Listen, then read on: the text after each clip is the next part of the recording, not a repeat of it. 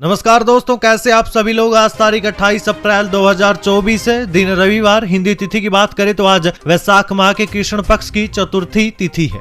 हाजिर हो गए आपके सामने राजस्थान की आज की 40 बड़ी गर्मा गर्म खबरों को लेकर। लेकिन उससे पहले जान लेते हैं आज के मुख्य समाचारों पर, बड़ी खबरों पर एक नजर डाल लेते हैं। अमीन खान पर गिर गई गाज। कांग्रेस ने 6 साल के लिए किया निष्कासित। रविंद्र भाटी को सपोर्ट किया था। गहलोत और वसुंधरा की सीट पर भी कम वोटिंग। राजस्थान में घटी वोटिंग से किसका नुकसान, जानने के लिए बने रहे, बताएंगे आपको विस्तार से। सप्तग्रहण के 134वें दिन बाद सीएम अजलाल शर्मा हुए सीएम हाउस में शिफ्ट। वहीं दोस्तों, राजस्थान का एक ऐसा भी गांव जहां नहीं पड़ा एक भी वोट, वजह जानकर हो जाएंगे हैरान, बताएंगे आपको आखिर क्या थी वजह। वहीं दोस्तों, राजस्थान में मौसम को लेकर अलर्ट हुआ जारी। पश्चिमी विक्षोभ का असर, कई इलाकों में आंधी और बारिश। अगले 6 दिनों तक कैसा रहेगा मौसम, बताएंगे आपको विस्तार से। इसके साथ ही दोस्तों, राजस्थान में 1 मई से लागू होने जा रहे नए नियम, बड़ा बदलाव, आदेश हो गए हैं जारी, बताएंगे आपको आखिर कौन सा है वो बड़ा बदलाव। इसी के साथ ही दोस्तों, राजस्थान में मुख्यमंत्री आयुष्मान आरोग्य योजना को लेकर आया बड़ा अपडेट। जानना आपके लिए बेजरूरी, नहीं तो आयुष्मान आरोग्य योजना का लाभ आपके लिए हो सकता है बंद। पहले रोजगार और अब भत्ते पर आ गया संकट। 8 महीने से नहीं मिला किसी को बेरोजगारी भत्ता। इसी के साथ ही किसान भाइयों, आपके लिए एक बड़ी खबर निकल कर आई है। खेती से जुड़े कुछ कामों के लिए मिल रहा है अनुदान। कहां करना है आवेदन और कितने रुपए मिलेंगे, बताएंगे आपको खबर के बारे में विस्तार से, अंत तक जरूर देखिएगा। इसी के साथ ही दोस्तों, राजस्थान में 10वीं और 12वीं की बोर्ड परीक्षाओं का रिजल्ट घोषित होने को लेकर आया नया अपडेट। आखिर कब होगा रिजल्ट घोषित, जानने के लिए बने रहें, बताएंगे आपको प्रदेश की 40 बड़ी खबरों के बारे में विस्तार से। लेकिन उससे पहले, अगर अभी तक आपने चैनल को सब्सक्राइब नहीं किया तो सबसे पहले चैनल को सब्सक्राइब कर दे, वीडियो को लाइक कर दे और अपना एक कमेंट जरूर कर दीजिएगा। पहली खबर की बात करें दोस्तों, तो मतदान समाप्त होते ही राजस्थान में शुरू हुआ है एजेंसियों का एक्शन। बूंदी में सीबीआई की 6 टीमों ने एक साथ बोला धावा, मच गया हड़कंप। देखिए दोस्तों, राजस्थान में लोकसभा चुनाव का मतदान समाप्त होने के बाद जांच एजेंसियों का एक्शन शुरू हो गया। 26 अप्रैल को दूसरे चरण का मतदान समाप्त होने के बाद उसी रात दूदू में एंटी करप्शन ब्यूरो यानी कि एसीबी ने कलेक्टर हनुमानमल ढाका के ठिकानों पर दबिश दी। रिश्वतखोरी के मामले में दूदू कलेक्टर के खिलाफ एसीबी की जांच अभी भी चल रही थी कि शनिवार यानी कल बूंदी जिले में सीबीआई की टीम ने एक साथ कई ठिकानों पर छापेमारी कर दी। अब इस छापेमारी से एकदम हड़कंप मच गया। मिली जानकारी के अनुसार बूंदी में सीबीआई की करीब 6 टीमों ने अलग अलग इलाकों में दबिश देकर बजरी से जुड़े लोगों से पूछताछ की थी। टीम ने बूंदी शहर से एक बड़े बजरी माफिया को हिरासत में लिया है। फिर टीम अलग अलग स्थानों पर कार्रवाई करने चली गई। राजनीतिक हलकों से एक बड़ी खबर आई दोस्तों। रविंद्र भाटी को सपोर्ट करने वाले पूर्व विधायक अमीन खान पर गिरी गाज। कांग्रेस ने 6 साल के लिए कर दिया निष्कासित। देखिए दोस्तों, राजस्थान में लोकसभा चुनाव का मतदान समाप्त होने के तुरंत बाद कांग्रेस ने पार्टी के वैसे नेताओं पर एक्शन लेना शुरू कर दिया जिन्होंने चुनाव प्रचार में पार्टी के फैसले के खिलाफ जाकर काम किया था। इस कार्रवाई की जद में सबसे पहले पश्चिमी राजस्थान के कांग्रेस के बड़े नेता पूर्व विधायक और मंत्री अमीन खान आए। अमीन खान को कांग्रेस ने 6 साल के लिए पार्टी से निष्कासित कर दिया। अमीन खान के साथ साथ कांग्रेस ने जालोर के कांग्रेस नेता बालेंदु सिंह शेखावत को पार्टी से 6 साल के लिए निष्कासित कर दिया। बालेंदु प्रदेश कांग्रेस के पूर्व सचिव हैं। पीएम मोदी की बातों को वाहियात बताने वाले मुस्लिम नेता गिरफ्तार, सामने आई बड़ी वजह। देखिए, राजस्थान में पीएम मोदी पर टिप्पणी करने वाले मुस्लिम नेता को पुलिस ने गिरफ्तार कर लिया। बता दें कि पहले ही बीजेपी ने उस्मान गनी को पार्टी से निष्कासित किया था। ऐसे में उनकी गिरफ्तारी को लेकर चर्चा जोरों पर है। जानकारी के मुताबिक उस्मान गनी को बीकानेर पुलिस ने शांति भंग के आरोप में गिरफ्तार किया। उस्मान गनी वही नेता है जिन्होंने हाल ही में दिल्ली में एक टीवी चैनल को दिए इंटरव्यू के दौरान पीएम मोदी के खिलाफ बयान दे दिया था। उस्मान गनी ने पीएम मोदी की बातों को वाहियात बताते हुए कहा था कि भले ही वो पार्टी का सबसे बड़ा फेस हो, लेकिन मुझे मुस्लिम समुदाय पर उनका स्टेटमेंट अच्छा नहीं लगा। इसके बाद पार्टी ने उन्हें पहले तो बाहर का रास्ता दिखाया। ऐसे में अब उनकी गिरफ्तारी सियासी गलियारों में चर्चा का विषय बन गई है। कर्मचारी चयन बोर्ड के अध्यक्ष को परेशान कर रहे हैं स्टूडेंट्स। आलोक राज बोले, बोनस नंबर देने के लिए फोन किया, मेरी कॉल रिकॉर्डिंग वायरल की। देखिए, राजस्थान कर्मचारी चयन बोर्ड की प्रक्रियाधीन भर्ती परीक्षाओं को अब स्टूडेंट्स ने बोर्ड के अध्यक्ष आलोक राज को फोन और मैसेज करके परेशान करना शुरू कर दिया है। इसके बाद अब आलोक राज ने परेशान करने वाले अभ्यर्थियों के खिलाफ शिकायत पुलिस में करने का फैसला किया। आलोक राज ने कहा कि प्रदेश भर के हजारों स्टूडेंट्स की समस्याओं के समाधान के लिए मैं उनसे टेलीफोन पर बात करता हूं, लेकिन कुछ स्टूडेंट मेरी सहूलियत का गलत फायदा उठा रहे हैं। उनके द्वारा लगातार हजारों की संख्या में मुझे मैसेज और फोन कर परेशान किया जाता है। पिछले लंबे वक्त से मैं इस परेशानी को झेल रहा हूं। इसको लेकर अब मैंने पुलिस में शिकायत दर्ज करने का फैसला किया है। राजस्थान में घटी वोटिंग से किसका नुकसान, भाजपा के 35 विधायकों की सीट पर 5% से ज्यादा गिरा मतदान। गहलोत और वसुंधरा की सीट पर भी कम वोटिंग।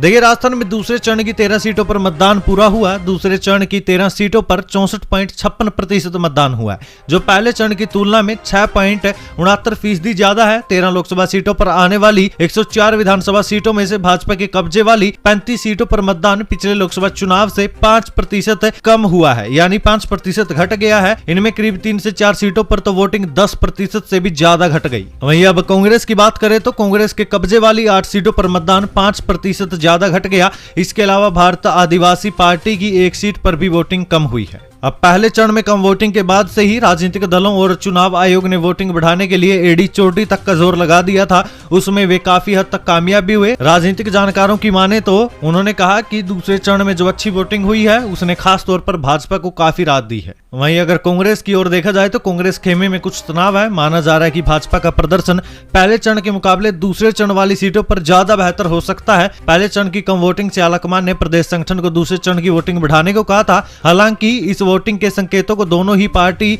डिकोड करने में जुट गई है। आपका दूसरे चरण की वोटिंग को लेकर क्या विचार है? आपको क्या लगता है दूसरे चरण की वोटिंग में कौन आगे है? अपनी राय कमेंट सेक्शन में जोड़ दें। हाईकोर्ट का बयान, प्रार्थियों के हित प्रभावित नहीं होने चाहिए। सफाई कर्मचारी भर्ती जारी रखे, लेकिन अंतिम निर्णय के अधीन रहेगी भर्ती। देखिए, हाईकोर्ट ने स्थानीय निकायों में 24,797 पदों पर सफाई कर्मचारियों की भर्ती में अनुभव प्रमाण पत्र की पात्रता शर्त में भर्ती प्रक्रिया के बीच में किए बदलाव की चुनौती देने के मामले में राज्य सरकार को भर्ती प्रक्रिया जारी रखने की छूट दे दी है, लेकिन भर्तियों को याचिका में होने वाले अंतिम निर्णय के अधीन रखने का निर्देश दिया है। वहीं राज्य सरकार को कहा कि भर्ती में प्रार्थियों के हित भी प्रभावित नहीं होने चाहिए। अदालत ने मामले की सुनवाई 28 मई तय की है। एसआई भर्ती 2021 पेपर लीक मामला, सुप्रीम कोर्ट से 12 ट्रेनी एसआई को राहत नहीं। हाईकोर्ट को निर्देश, 1 हफ्ते में सुनवाई पूरी हो। देखिए, एसआई भर्ती 2021 पेपर लीक मामले में 11 ट्रेनी एसआई और 1 सब इंस्पेक्टर सहित 12 आरोपियों को सशर्त रिहा करने वाली सीएमएम कोर्ट के आदेश पर हाईकोर्ट के रोक लगाने पर आरोपियों को सुप्रीम कोर्ट से राहत नहीं मिली है। हालांकि सुप्रीम कोर्ट ने राजस्थान हाईकोर्ट से कहा कि वो 1 मई से 1 हफ्ते में फैसला दे। सुप्रीम कोर्ट ने यह आदेश आरोपियों की एसएलपी खारिज करते हुए दिया। आरोपियों की ओर से सीनियर एडवोकेट सिद्धार्थ दवे और एडवोकेट वेदांत शर्मा ने कहा कि एसओजी ने हाईकोर्ट से तथ्य छिपाए हैं। सरकारी आदेशों को अफसरों ने बदला, पहले जीन्स और टी शर्ट पर बैन, अब गरिमापूर्ण गणवेश का आदेश, लेकिन पहनेंगे क्या, इसका उल्लेख नहीं। देखिए, मार्च के आखिरी सप्ताह में सरकार की ओर से कहा गया था कि सरकारी दफ्तरों और स्कूलों में जीन्स पैंट, टी शर्ट और कलरफुल अथवा अमर्यादित शर्ट या ऐसी चीजें पहनकर नहीं आना। लेकिन शिक्षा विभाग की ओर से 25 अप्रैल को जारी आदेश में अधिकारियों ने किसी भी प्रकार के संभावित विवाद से बचने के लिए जीन्स पैंट, टी शर्ट जैसे ड्रेस को आदेश से हटा दिया है और उसकी जगह पर गरिमापूर्ण गणवेश शब्द का उपयोग किया है। लेकिन अब सवाल यह है कि गरिमापूर्ण गणवेश की परिभाषा आखिर होती क्या है? इसका आदेश में कहीं पर कोई जिक्र नहीं है। दूसरी ओर शिक्षक संगठनों ने गरिमापूर्ण गणवेश पर सवाल खड़े कर दिए हैं। शिक्षक संगठनों का कहना है कि प्रत्येक कर्मचारी अनुशासन, शिष्टाचार और नैतिकता का पूर्ण रूप से पहले से ही पालन करता रहा है। ऐसे में यह आदेश सवाल खड़ा करता है, आखिर गरिमापूर्ण पोशाक का आदेश किस आधार पर जारी किया गया है? राजस्थान में नशीली दवा बनाने वाली गुप्त प्रयोगशालाओं का भंडाफोड़, 30 करोड़ की दवा जब्त। देखिए, नारकोटिक्स कंट्रोल ब्यूरो ने गुजरात पुलिस के आतंकवाद रोधी दस्ते के साथ मिलकर गुजरात और राजस्थान में नशीली दवा बनाने वाली 3 अत्याधुनिक गुप्त प्रयोगशालाओं का भंडाफोड़ कर 300 करोड़ रुपए से ज्यादा मूल्य की दवा जब्त की है। ब्यूरो के द्वारा कल जारी की गई विज्ञप्ति में बताया गया कि संयुक्त कार्रवाई में मुख्य रूप से मेफेड्रोन नाम की नशीली दवा बनाने वाली 3 गुप्त प्रयोगशालाओं का भंडाफोड़ किया गया। ब्यूरो ने कहा कि अभी 4थी प्रयोगशाला पर छापेमारी जारी है। रात भर कई राज्यों में चले ऑपरेशन में 129 किलोग्राम मेफेड्रोन पाउडर और तरल रूप दोनों में 50 किलोग्राम एफिड्रिन और 200 लीटर एसीटोन जब्त किया गया है।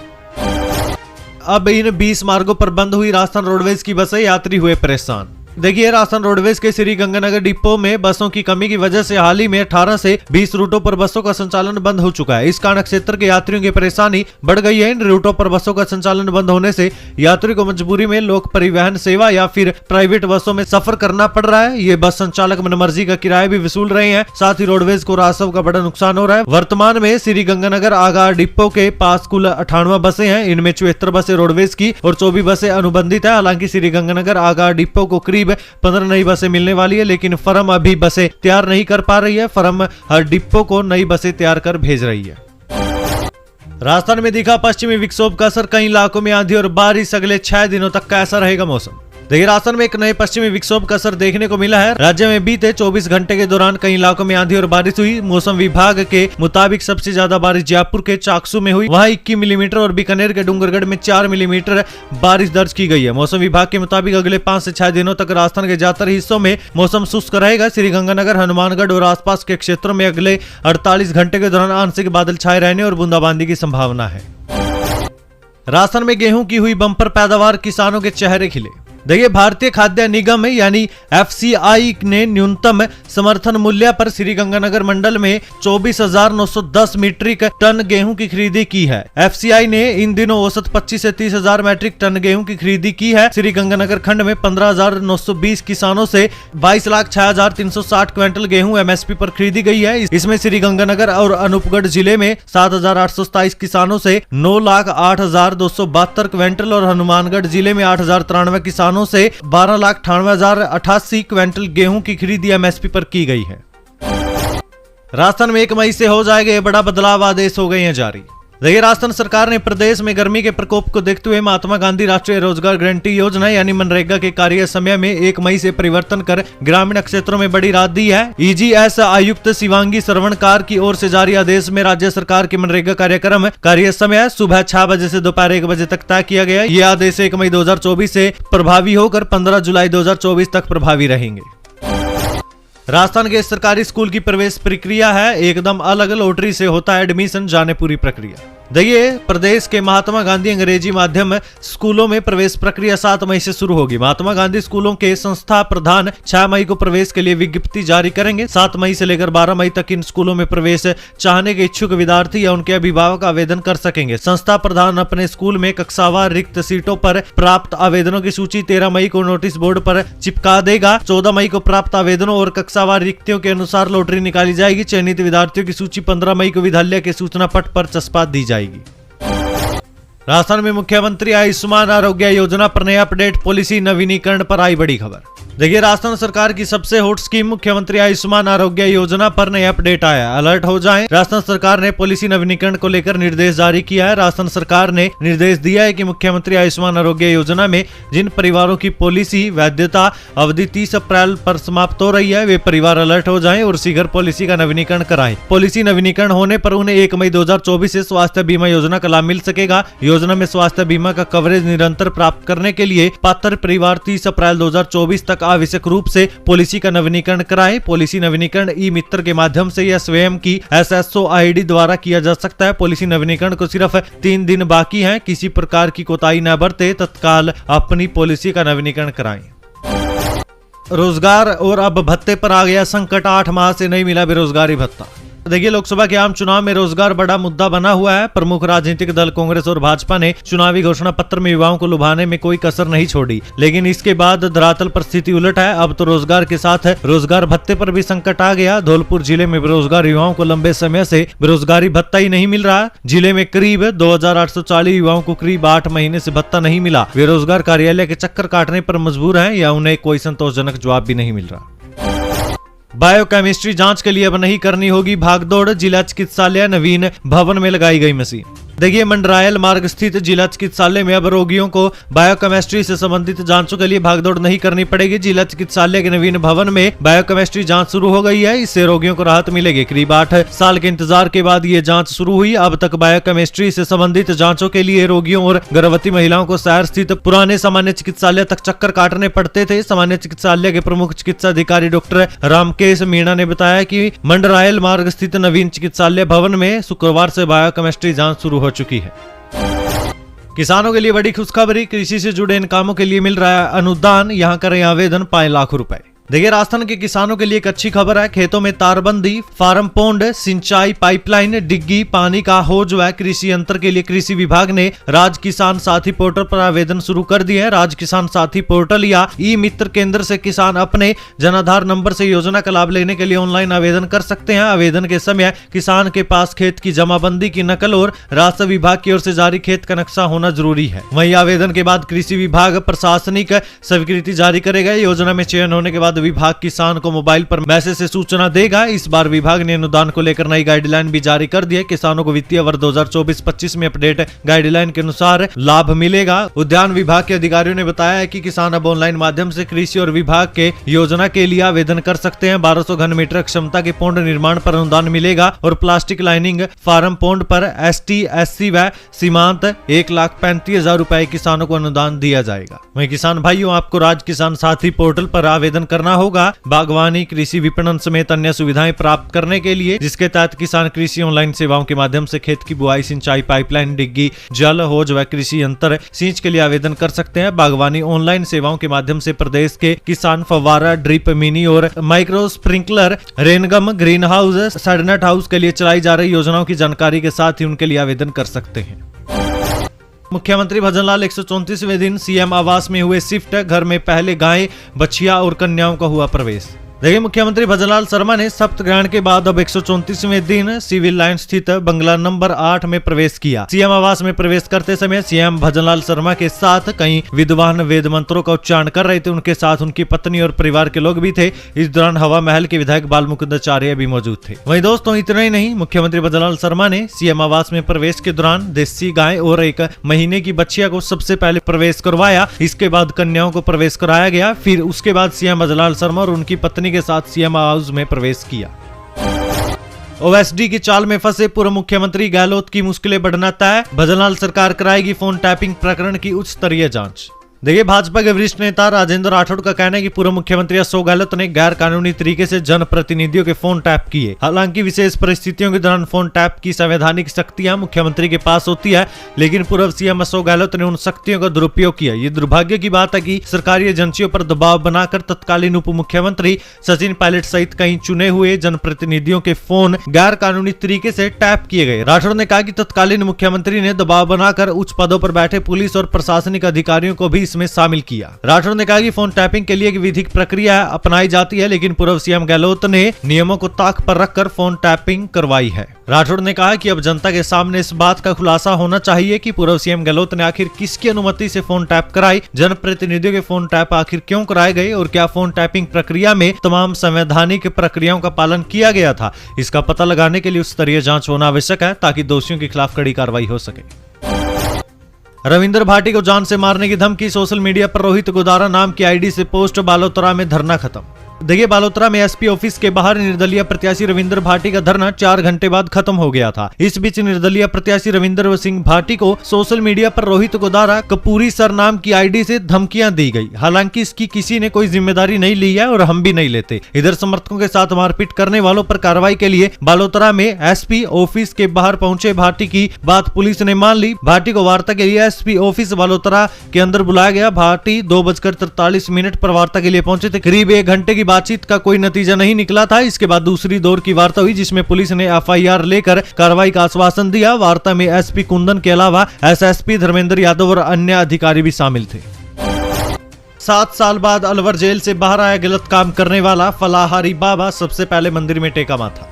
देखिए, मधुसूदन आश्रम के संस्थापक फलाहारी बाबा को राजस्थान हाईकोर्ट ने 20 दिन की पेरोल दी है, जिसके बाद शुक्रवार दोपहर से उसे जेल से रिहा कर दिया गया था। जेल से रिलीज होने के बाद फलाहारी बाबा सबसे पहले अलवर के रामकृष्ण कॉलोनी स्थित आश्रम में बने वेंकटेश्वर मंदिर पहुंचे और वहां दर्शन करने के बाद एकांतवास में चले गए। करीब 6.5 साल से वे मौन व्रत रखे हुए हैं।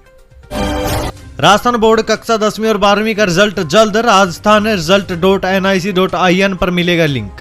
देखिए, राजस्थान माध्यमिक शिक्षा बोर्ड की कक्षा 10वीं और कक्षा 12वीं के परीक्षा परिणाम जल्द घोषित किए जाने की संभावना है। माना जा रहा है कि राजस्थान बोर्ड 10वीं और 12वीं के नतीजे मई 2024 के पहले सप्ताह में जारी कर देगा। हालांकि इस संबंध में राजस्थान बोर्ड की ओर से कोई आधिकारिक सूचना अभी तक नहीं जारी की गई। वहीं बोर्ड की ओर से रिजल्ट की डेट घोषित होने के बाद सही तिथि का पता चल सकेगा। परीक्षाएं मार्च में पूरी होने के बाद राजस्थान बोर्ड के करीब 18 लाख छात्रों को रिजल्ट का भी इंतजार है। उम्मीद है कि जल्दी इन छात्रों का इंतजार खत्म होगा और अगले 10 दिन के अंदर बोर्ड परीक्षाओं के परिणाम जारी कर देगा। गोवंश को गर्मी और लू से बचाएगी राजस्थान सरकार। गोपालन विभाग की एडवाइजरी जारी। जाने क्या दिए निर्देश। देखिए, गोपालन विभाग ने गर्मी और लू के प्रकोप से गौशालाओं में संधारित गोवंश को बचाने के लिए विभाग की ओर से विस्तृत एडवाइजरी जारी कर दी है, जिसमें विशेष रूप से पशुओं के स्वच्छ जल की व्यवस्था किए जाने के निर्देश दिए गए हैं। गौरतलब की बात है कि प्रदेश में संचालित गौशालाओं में संधारित गोवंश के संरक्षण के लिए राज्य सरकार से विभिन्न योजनाएं चलाई जा रही है और इनके संचालन के लिए इन्हें अनुदान भी दिया जाता है। इन गौशालाओं का संचालन स्वयंसेवी संस्थाओं द्वारा दानदाताओं, भामाशाहों और जन सहयोग के माध्यम से किया जाता है। जवानों को धमकाते दिखे शेरगढ़ विधायक बाबू सिंह राठौड़। 1 मिनट 30 सेकंड के वीडियो ने सोशल मीडिया पर मचा दी सनसनी। देखिए, लोकसभा चुनाव के मतदान के दौरान शेरगढ़ विधानसभा क्षेत्र के नाथडाऊ गांव स्थित राजकीय बालिका उच्च माध्यमिक विद्यालय में पोलिंग बूथ पर मामूली विवाद हो गया था। शेरगढ़ विधायक बाबू सिंह समर्थकों के साथ मतदान केंद्र पर पहुंचे और सुरक्षा व्यवस्था में जवानों को धमका दिया। फिर सभी मतदान कक्ष में पहुंचे, जहां मतदान कर्मचारियों से तेज आवाज में बातचीत भी की गई। मतदान कर्मचारियों ने विधायक के व्यवहार पर आपत्ति जताई। मामले का पूरा वीडियो सोशल मीडिया पर कल वायरल हो गया। इस संबंध में थाना अधिकारी ओम प्रकाश ने पुलिस स्टेशन देचू में रोजनामचे में रपट लगाई है। फिलहाल अभी तक तो एफआईआर दर्ज नहीं हुई। राजस्थान के इस गांव में नहीं पड़ा एक भी वोट, वजह जानकर हो जाएंगे हैरान। देखिए दोस्तों, अगर मैं आपसे कहूं कि राजस्थान का एक ऐसा गांव है जहां पर एक भी वोट नहीं पड़ा, तो आप शायद मेरी बात पर विश्वास नहीं करेंगे, लेकिन ऐसा हुआ है। 12 जिले में देवपुरिया गांव में ग्रामीणों ने मतदान का बहिष्कार किया था। यहां के बूथों पर एक भी वोट नहीं डाला गया। सूचना पर प्रशासनिक अधिकारियों ने ग्रामीणों के साथ समझाइश की, लेकिन वे अड़े रहे। ग्रामीणों का कहना है कि जब तक सड़क नहीं बनेगी तब तक एक भी वोट नहीं डाला जाएगा। आजादी के 75 साल बाद भी गाँव में आज तक सड़क का निर्माण नहीं होने से खफा मतदाताओं ने विधानसभा चुनाव से पहले ही मतदान बहिष्कार की घोषणा कर दी थी, जिसका असर अब लोकसभा चुनाव में भी दिखाई दे रहा है। स्वास्थ्य विभाग को स्कूलों के कैंटीन से मिली एक्सपायर्ड खाद्य सामग्री मौके पर किया नष्ट। देखिए, स्वास्थ्य विभाग की टीमों ने श्रीगंगानगर जिले में चल रहे स्कूलों के कैंटीनों का आकस्मिक निरीक्षण किया और बेची जा रही एक्सपायर्ड डेट की खाद्य सामग्री को नष्ट करवाया। जिला कलेक्टर लोकबंधु के निर्देशों पर सीएमएचओ डॉक्टर अजय सिंगला सहित अन्य अधिकारियों ने आकस्मिक निरीक्षण के दौरान निजी स्कूलों की कैंटीन में बड़ी संख्या में मिली अवधि पार यानी एक्सपायर्ड खाद्य सामग्री को मौके पर ही नष्ट करवाया। अब छुट्टियों में होगी ऑनलाइन पढ़ाई। 11 विषयों के 28 कोर्स शुरू। स्वयं पोर्टल पर रजिस्ट्रेशन करवाकर स्टूडेंट ले सकते हैं लाभ। देखिए, सरकारी और प्राइवेट स्कूलों में गर्मी की छुट्टियां बस अब शुरू होने वाली है। ऐसे में समय का सदुपयोग करने के लिए केंद्र सरकार ने राजस्थान सहित देश के अन्य हिस्सों में 11वीं और 12वीं में पढ़ रहे स्टूडेंट के लिए ऑनलाइन लर्निंग प्रोग्राम शुरू किया है। इसमें स्टूडेंट 11वीं और 12वीं कक्षा के 11 सब्जेक्ट के 28 कोर्सेज की तैयारी कर सकेंगे। इसमें वे सभी स्टूडेंट इनरोल हो सकते हैं जहाँ NCERT की ओर से तैयार कोर्स की बुक्स पढ़ाई जाती है। रजिस्ट्रेशन के लिए study webs of active learning for young aspiring minds यानी स्वयं पोर्टल पर रजिस्ट्रेशन करवाया जा सकता है। जिस दिन अंगुली उठेगी उस दिन राजनीति छोड़ दूंगा, सीपी जोशी ने आरोपों का दिया जवाब। कहा, सामने आकर बोलो। देखिए, भाजपा प्रदेश अध्यक्ष सीपी जोशी ने अपने ऊपर लगाए गए आरोपों का जवाब दिया। उन्होंने कहा कि मेरे ऊपर तो पहले दिन से ही आरोप लगाए गए हैं। कुछ लोगों ने हवाओं को रुख बदलने की कोशिश की, लेकिन सब तमाम हथकंडे फेल हो गए। जिस दिन सीपी जोशी के ऊपर उंगली उठेगी उस दिन मैं राजनीति छोड़ दूंगा। अगर आरोप लगाने वाले पाक और साफ दिल के हैं तो सामने आकर जवाब दीजिए। उन्होंने पहले चरण में वोटिंग कम होने का कारण कांग्रेस के प्रति जनता की उदासीनता को बताया, जबकि दूसरे चरण में मतदान प्रतिशत के बढ़ने का कारण मोदी के प्रति विश्वास को बताया। 29 अप्रैल से फिर शुरू होगी लहसुन की एंट्री। ज्यादा आवक होने से लगी थी रोक। नीलामी के बाद अब खाली होने लगे सेट। देखिए, 12 शहर स्थित कृषि उपज मंडी में सीजन के चलते लहसुन की आवक बढ़ गई। पिछले दिनों बम्पर आवक होने तथा व्यापारियों की ओर से सीमित मात्रा में माल खरीद करने से माल डंप हो गया था, जिसके बाद मंडी समिति की ओर से लहसुन की एंट्री पर रोक लगा दी गई थी। मंडी में डंप माल की नीलामी होने और उठाव के बाद अब शेड खाली होने लगे हैं। ऐसे में अब मंडी में लहसुन की एंट्री 29 अप्रैल यानी सोमवार से शुरू होने का निर्णय लिया गया है।